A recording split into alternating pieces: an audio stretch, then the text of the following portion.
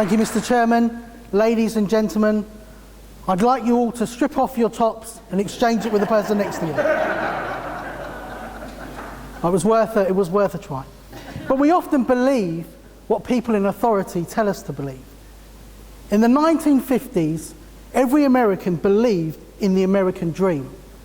And I don't mean the dream of owning a submachine gun. I mean the dream of living in a land of opportunity and aspiration.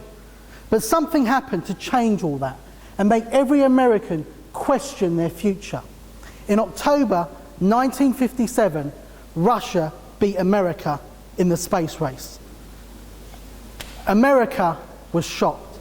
How could Russia overtake us? And will the future ever be the same again? They called that moment the Sputnik moment, a point in time when something happens and you realise you need to change and up your game if you want everything to stay the same. And America did change swiftly to reinsert its dominance in the world. They created NASA within a year. They ploughed billions of dollars into science and technology programs. Part of the reason that we live in such a high-tech world today is because of the changes that happened then. Have you ever had a Sputnik moment in your life where something's happened and you've realised you need to change and up your game if you want all those dreams and aspirations to stay the same? I grew up in Croydon in the 80s. If you want to know what Croydon was like in the 80s, just go there today. It's exactly the same.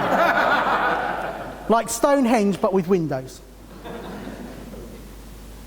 And my life was pretty unremarkable. But at 15, I had a dream. Something happened. I had this dream of having a life of purpose, of adventure, of excitement. I had a dream to become an accountant. And at 15, I was blessed with the looks and the personality to be an accountant, but not the brains. In fact, my English teacher used to say my brain was made of Teflon. Nothing sticks. And I thought, she's right. I'm not smart enough to have a future like that. My future's going to be a low-paid job, struggling. But then the one teacher that believed in me gave me some great advice. He said, if you want to be that person tomorrow, you need to change the person you are today. That was my Sputnik moment. And I changed. I stopped letting challenges hold me back, and I started developing some self-belief. And 10 years later, I was an accountant. In fact, I wasn't just any accountant. I was head of finance for a Premier League football club. Not Manchester United, something much better. Charlton Athletic. They completely fell apart after I left them.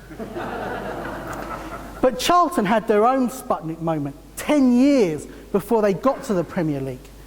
Because back then, Charlton was a washed-up football club in the lower leagues. Their home ground, the Valley, was derelict. And every season they would have to go to other football clubs and try and share their ground, like a homeless person looking for a bed for the night. That's when Charlton had their Sputnik moment. They realised they needed to change, and quickly. Otherwise, they wouldn't exist anymore. And they did change. They started looking for new investment and a new chairman. They focused on young and up-and-coming players. And they made getting back to the Valley their #1 priority. And on the 19th of August 2000, in my first job as a qualified accountant, I sat at the Valley in their brand new 20,000-seat stadium, and I watched Charlton Athletic play their first game in the Premier League, where they beat Manchester City 4-0. Around the same time that I was at Charlton, there was a guy sitting in an office in Dallas trying to sell his business for $50 million to Blockbuster Videos. That guy was called Reed Hastings, and that business was called Netflix. They laughed him out of the door. Back then, at its peak, Blockbusters was worth over $15 billion. They had over 9,000 stores globally. They were generating over $1 billion a year just in late fees. Blockbusters had their Sputnik moment. In fact, they had several Sputnik moments because Reed Hastings tried to work with them or sell his business to them numerous times. But they rejected him every time. They did not change. They just kept on doing what they had always done. In 2010, Blockbusters filed for bankruptcy. In 2013, we saw the very final Blockbuster store disappear. Netflix is now worth over $30 billion. One of the biggest, most exciting entertainment companies in the world.